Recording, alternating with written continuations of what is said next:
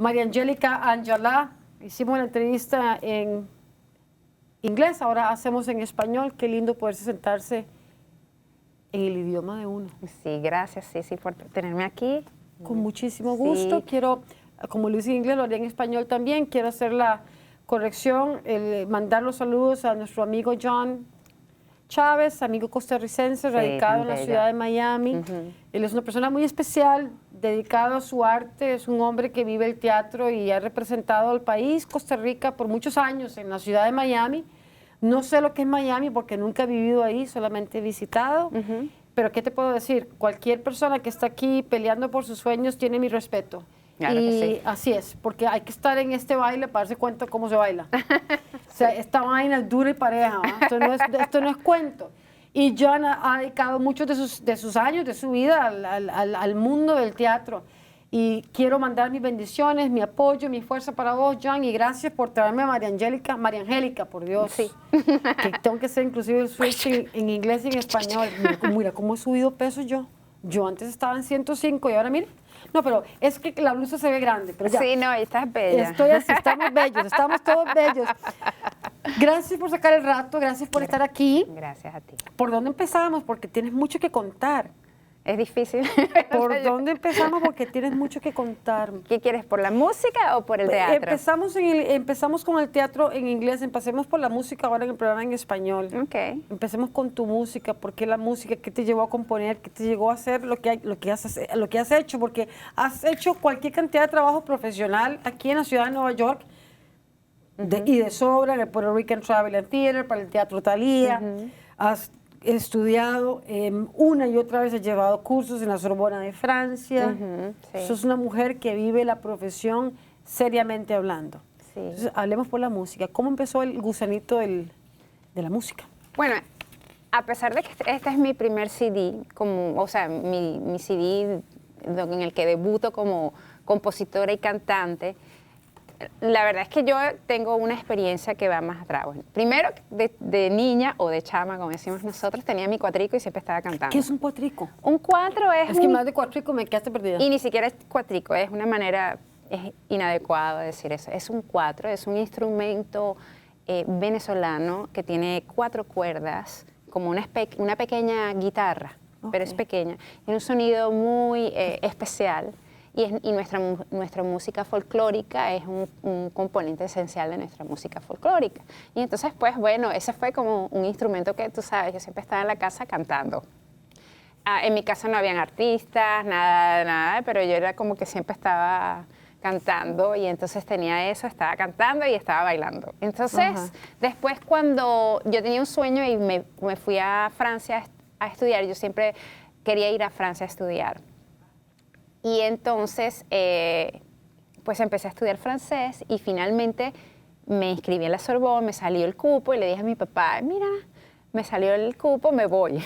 Entonces, y todo el mundo está ahí que... Entonces empecé, ellos no sabían lo que estaba estudiando. Entonces dije, bueno, ¿y qué vas a estudiar? Ellos pensaban que yo iba a estudiar idiomas, pero al principio yo no decía nada, pero poco a poco me fui adentrando en el mundo del teatro. Y entonces, a medida que fui estudiando, eso era más bien estudios teóricos. Y yo quería ser actriz, pues yo quería saber, o sea, qué era estar en escena y cómo se decía un diálogo y cómo también podías sentirte cómodo en un espacio, en algo que estás creando, ¿no? Porque esa era la otra que no. Entonces me audicioné para un conservatorio y quedé en el conservatorio y empecé un entrenamiento muy clásico, sobre todo que estaba más basado sobre la palabra. Un entrenamiento totalmente clásico, qué lindo, qué dichosa. Sí, y entonces pues empecé, bueno, trabajamos sobre textos clásicos franceses. Por ejemplo, digamos Molière, Corneille. Molière, sí, Corneille, sí. Y sobre muchas fábulas de La Fontaine, porque también, entonces siempre trabajamos sobre eso y fue muy útil para el lenguaje, porque realmente aprendí muchísimo sobre el poder de la palabra. Sin embargo, lo que es interesante es que yo vengo y después me fui hacia una línea como más física, porque siempre me entrené físicamente hacia danza. Yo hacía danza moderna, paralelo que hacía. Siempre, no me pregunto, siempre he sido así. O sea Siempre que te ha estaba en ese trabajo a la misma vez que hacía teatro. Ajá. Lo que me llevó eventualmente a encontrar como escuelas o ¿cómo se dice? Técnicas teatrales que van más del cuerpo al teatro, ¿no? Y empecé a interesarme por eso, pero eso lo entendí fue después. Al principio era que yo sentía que yo necesitaba un dominio de mi cuerpo. Claro, tener conciencia. Una conciencia de mi cuerpo y pues como me gustaba la expresión de la danza moderna, porque trabajaba, primero tenía una abstracción, también correspondía más a lo que era mi pensamiento, más que el ballet, por ejemplo, que no me gustaba la rigidez, porque trabaja con impulso, y entonces tú trabajas con impulso y pues lo llevas. Y eso entonces pues como que yo lo fui trasladando, hasta que entonces también empecé a tomar cursos, otras cosas con el Odín, y entonces dije, oye, hay un teatro que se puede abordar a partir primero el cuerpo y después hacia la palabra, y eso fue como una gran revelación para mí, pero eso me tomó muchos años, ¿no? Claro. Probando esto y probando aquello, tomando una clase por aquí, y tú sabes, entrenándome aquí, entonces fue como que, eso fue como todo un desarrollo. Pero todo fue útil, porque realmente todas esas experiencias las que hacen, las que van conformándote realmente. Claro. Entonces... Pero el asunto de la Sorbona, el enfrentar ese mundo, ¿cuál era tu proceso mental? Porque, bueno, ese big jump. Eso fue bien difícil. Es un mundo bien distinto al nuestro. Fue bien difícil, fue entrar en el mundo académico también. Entonces fue como todo, ¿entiendes? Era mi primera vez en la universidad también. O sea, yo pasé del bachillerato a la universidad, que también en sí es un gran reto. O sea, aunque te quedes en tu país, es como que, wow, estoy creciendo. Y eso fue bien, bien fuerte, porque yo me fui, o sea, fue como que me fui a una cultura distinta, o sea, en un periodo de vida, tú sabes, donde estás creciendo, donde todas esas cosas juntas, ahí es donde yo crecí, pues, ¿cómo puedo decirte? Que fue como que, ay, Dios mío, vivía en Montmartre, en un cuartito en el 6º piso, que subía las escaleras, es muy romántico, pero duro la vaina, como Ratatouille. ¿Has visto la película Ratatouille? Duro. Sí, es duro. Los franceses, porque quiero que abarquemos as much as we can. Ajá. Discúlpame en inglés. A nivel de síntesis, de análisis, de tener la experiencia concreta de vivir en Francia, ¿cómo describís a los franceses y el mundo artístico francés? Basado en lo que vos viviste en carne propia. Sí, bueno. ¿Cómo describís ese mundo? Tú sabes que están muy aferrados también a su tradición, y eso a veces hace que personas que, sobre todo por ejemplo nosotros que venimos de un continente que es nuevo y vemos siempre más hacia el futuro que hacia nuestra historia, tiene sus cosas negativas y positivas, porque cuando estás tan aferrado al pasado es difícil crear cosas nuevas. Y nosotros, por ejemplo, al ser de un país del continente americano, del continente americano, tenemos una perspectiva diferente, porque evidentemente yo no soy francesa, no importa que también hable el francés, ¿tú me entiendes? Claro. O sea, no lo soy, me encanta, me aproximo a esa cultura, pero yo no lo soy, ¿entiendes? Tengo una identidad muy específica que, aunada a esa experiencia, pues, o sea, entonces...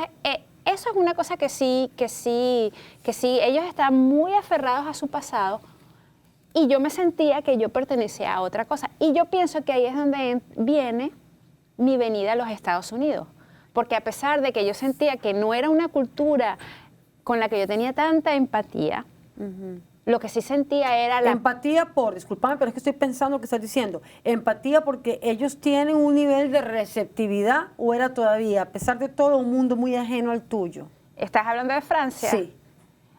Es siempre un mundo ajeno al mío, pero yo lo que quiero decir con eso es que cuando tú vienes a los Estados Unidos es una cultura muy diferente a la nuestra. Sí. Y por más que sea, la cultura francesa es una cultura latina, y tú sientes muchas más conexiones en ese sentido, como latinoamericana, hacia la cultura francesa que hacia una cultura americana, que es muy diferente. Por ejemplo, nuestra relación con la familia, todas esas cosas son muy diferentes. Entonces, ¿qué fue lo que me llamó la atención, por ejemplo, comparando, ¿no? Yo decía que aquí siempre vemos más hacia el futuro, en lo que se va a crear, no estamos tan aferrados al pasado. Ajá. Y entonces, hay veces esa cosa que estás aferrada al pasado hace muy difícil, o sea, Sí, se no. hace súper complicado. Y hay veces yo sentía eso en Europa, y yo pienso que bueno, en Europa es un continente también súper poblado, hay muchísima gente, y entonces también esas cosas se hacen mucho más difíciles. Entonces, bueno, eso. Pero realmente yo tenía mucha conexión con esa cultura. Me gustaba su sentido del detalle, Qué lindo. el sentido de la observación, la contemplación. La contemplación, Sí. la lentitud, como Sí. decía el famoso Milán Kundera, ese famoso libro que se llama La lentitud. Si tan solo supiéramos vivir la vida Sí, sus momentos. con lo que es, ¿verdad? Sí. Sin correr tanto, porque es que la vida aquí es muy ajetreada, o sea, esto es un mundo totalmente distinto. Y hacer la transición aquí, actoralmente hablando, has trabajado con Media Humanidad, trabajaste con Lupita Ferrer. Sí, ¿Cómo fue nuestra esa gran vaina, Lupita. esa experiencia? Sí, Es increíble. Ella que es una buena persona.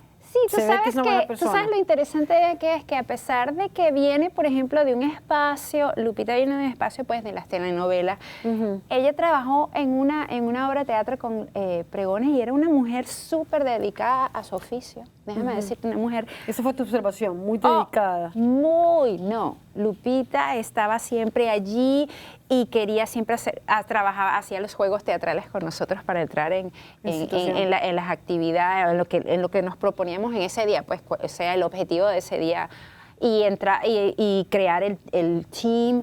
No te lo puedes imaginar, una tipa o sea, súper Una entrega. profesional. Y a veces eso para mí fue una gran lección. Sí, porque tú veías, dices, oye, yo siempre veía las novelas y decía, cónchale, no para negarlas, porque dentro del espacio de las novelas hay cosas bien, pero bueno, sí era como un espacio como más limitado en términos de que es un poco más comercial, pues, y entonces no permite al actor el aspecto creativo al que yo estaba acostumbrada viniendo de una escuela, teniendo de repente una perspectiva diferente. Pero entonces eso fue para mí bien interesante. Claro. Y Porque bueno, el mundo de la telenovela es distinto, México, en Venezuela. Pero, Sí. por ejemplo, digamos, en México, con todas las grandes producciones que tienen, y hay tanta cosa que sucede en la Argentina, en Brasil, en Colombia, Sí. que hay cualquier cantidad de cosas.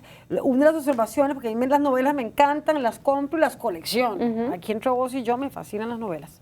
Es de que desafortunadamente hay cierta tendencia o patrón a actuar para la cámara, ¿verdad? Sí. O sea, la cámara no existe ni debería existir, al menos que estés haciendo un talk show y estás Sí, la cuarta pared, ¿no? Claro, entonces estás dándote a la audiencia y estás dirigiéndote a la audiencia, entonces tienes que entregar el producto y punto. Pero pareciera ser, basada en mi observación, que las novelas, en este caso, por ejemplo, para mencionar ciertas producciones mexicanas, que son muy bien producidas, el actor actúa para la cámara. Entonces, si vos actúas para la cámara, yo siento que la verdad se pierde, que la verdad para mí es... La historia que estás contando. Claro, la verdad es el elemento más fundamental en el proceso actoral, sea aquí en Japón el teatro kabuki, el teatro argentino, el teatro pregonero, el teatro costumbrista en Costa Rica, en Venezuela me imagino que hay cualquier cantidad de corrientes teatrales, movimientos teatrales. La verdad, la veracidad es un común, tiene que ser un común denominador en la producción. Y lo que pasa en las novelas muchas veces es que los actores actúan para la cámara. Sí. Y bueno, sí, de repente se pierde un poquito Se pierde la idea, sí, lo esencial en ese momento que es contar la historia, ¿no? Y todos los elementos que se tienen que aunar para hacer eso real, ¿no? Claro, claro. Entonces, eso. ¿Cuál es tu mayor influencia a nivel musical, a nivel actoral? ¿Qué tipo de actrices te gustan, actores? ¿Qué tipo de...? Como a mí me encantan los ingleses, siempre digo en Facebook, los ingleses. No debería decirlo, pero me fascinan los ingleses, australianos. Sí. Ahí está. Bueno, yo también tengo sí. Los franceses. No, pero a mí me gusta mucho la escuela británica. Son realmente actores, wow, súper increíbles. Y me gusta también que, bueno, están menos basados en, no sé, no hay tantos conceptos de, por ejemplo, si eres un personaje, bueno, no importa que eras bonito o no bonito, no sé, lo que importa es que que tú tengas el alma de ese carácter, ¿entiendes? De ese personaje y no, o sea, no tienes que ser un actor bonito, ¿no? Entonces hay veces, ese prototipo en Hollywood, a veces es como que tú no lo logras ver, hay veces tú sabes, ves la parte estética que al fin y al cabo también es bien específica, porque es un tipo de estética, ¿no? Claro que sí. O sea, qué es lo que es bello y qué es lo que no es bello, eso está... O sea, es para como mí, subjetivo. sí. Te pregunto vos como mujer, como artista, que sos una mujer que ayer me senté a leer toda tu biografía y es increíble todo el trabajo que has hecho, todo lo que has estudiado, todo tu conocimiento, toda tu experiencia. Es realmente, como dicen los gringos, remarkable, tu creación, tu proceso. ¿Cómo ves, ahora que estás aquí en Nueva York, que vives aquí, la concepción de la mujer latinoamericana en el mundo actoral, teatralmente hablando, cinematográficamente hablando? ¿Cuál es la concepción? Porque aquí, desafortunadamente, once again, hay mucho cliché. Sí, hay y muchos. uno va a los castings, y uno para ser latina tiene que tener, el look, quieren o una Sofía Vergara, o una Penélope Cruz, o una Salma Hayek, o una Sofía, ¿cómo se llama? Eva Méndez. Sí. Que está bien, es part of the game, pero ¿cómo ves vos eso, el asunto pues del casting con las actrices sí, latinoamericanas? es limitado, definitivamente que es limitado. O sea, primero porque, o sea, el mundo es grande y variado, y punto. Y no es porque hubo un éxito de taquilla con X que no, o sea, no, hay que tomar más riesgos. Se nos olvida quizás, de repente es el distanciamiento de obras de arte con lo que se llama un producto comercial, algo que dé financieramente. Y entonces hay veces eso, tú sabes, o sea, como que pone las cosas, como que, no sé, limita dentro de lo que es el trabajo artístico. Claro. Porque imagínate, o sea, si te pones a visionar todo desde esa perspectiva, bueno, primero que todos los actores van a tener que ser como en maquinita, porque nos van a tener que hacer molde. Y tienes que tener como una fisionomía o un... Claro, y hay que seguir cierto patrón, y hay que hacer esto, y hay que hacer lo otro. Y yo pienso que cada persona es un universo. ¿Por qué razón querer? Es limitado, yo pienso que es limitado. ¿Cómo podemos hacer nosotros como mujeres, como creadoras, cambiar, dejar nuestra huellita, dejar nuestro legado? Porque cada proceso tiene validez y tiene importancia. Sí. Entonces, ¿cómo aprendemos, cómo enseñamos también a las generaciones que vienen detrás de nosotras, que vienen aquí? Porque hay cualquier cantidad de mujeres latinoamericanas que están en esta ciudad, pulseándola y peleándola, pero así de frente. ¿Qué consejos se le puede dar a esas muchachitas en Venezuela o en Costa Rica o en la Argentina que quieran decir, oye, yo me quiero ir para Nueva York, quiero estudiar actuación?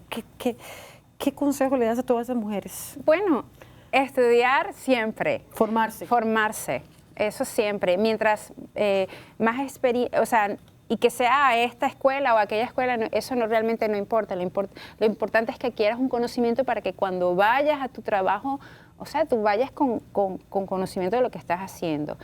Y yo pienso que crear tus propias oportunidades.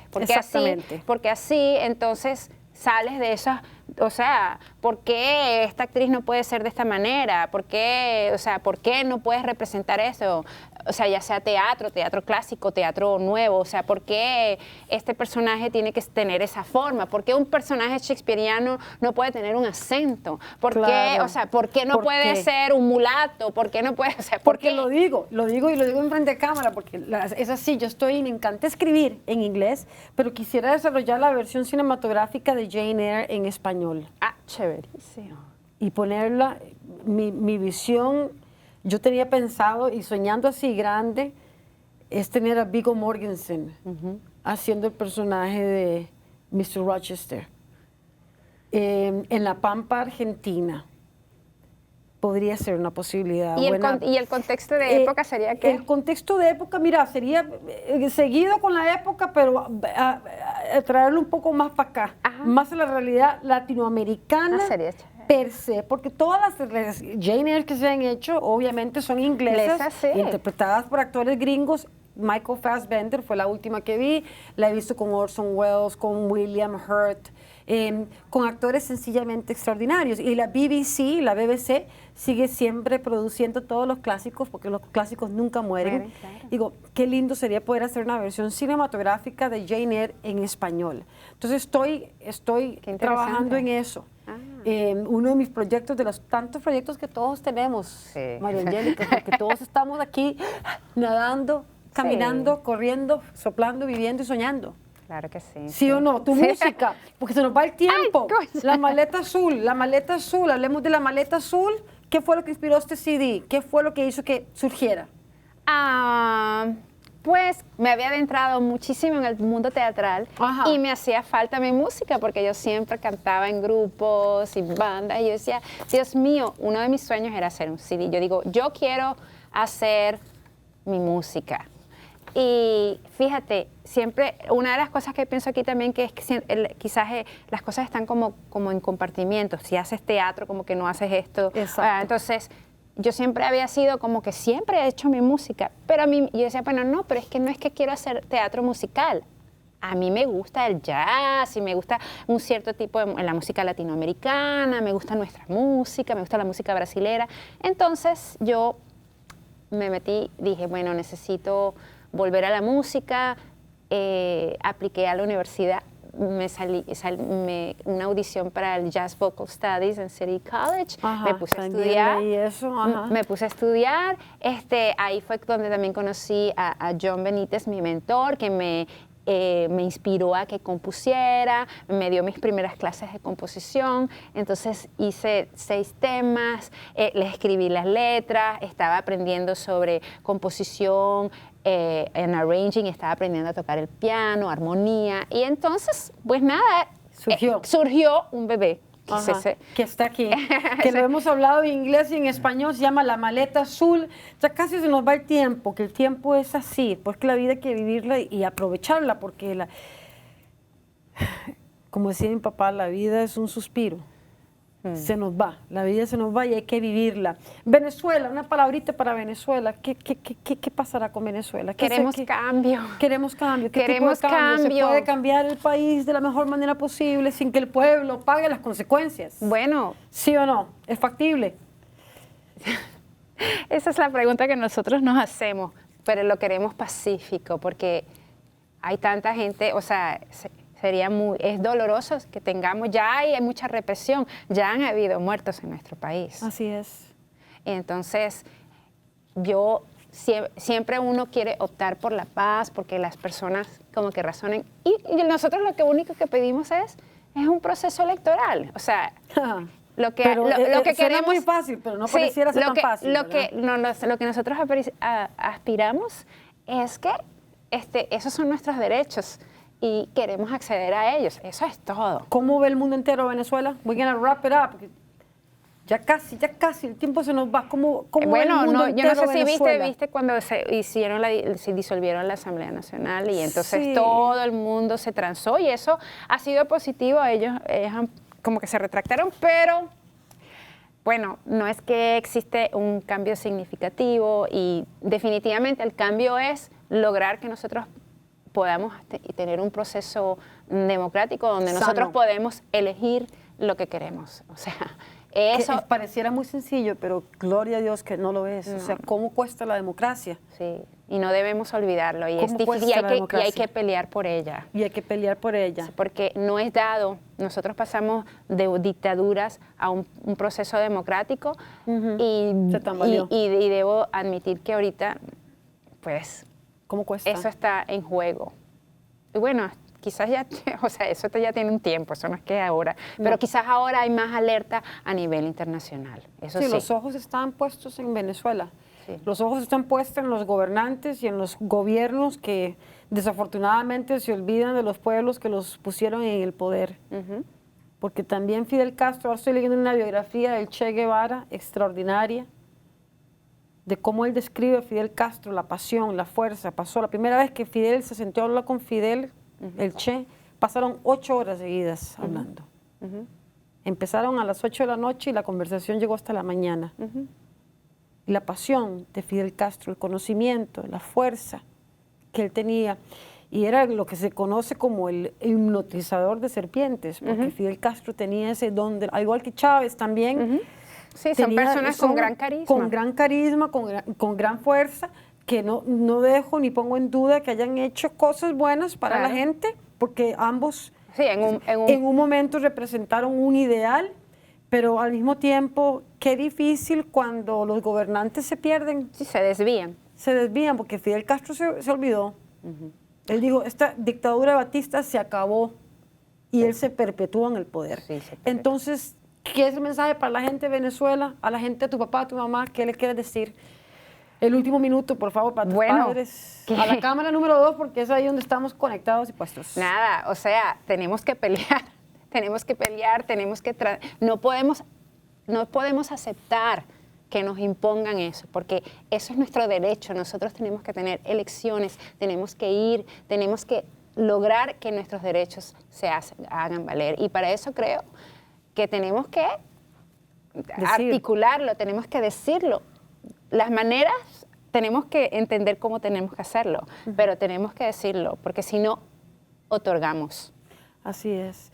Bueno, muchísimas gracias, María Angélica. Ya pasamos un bonito momento.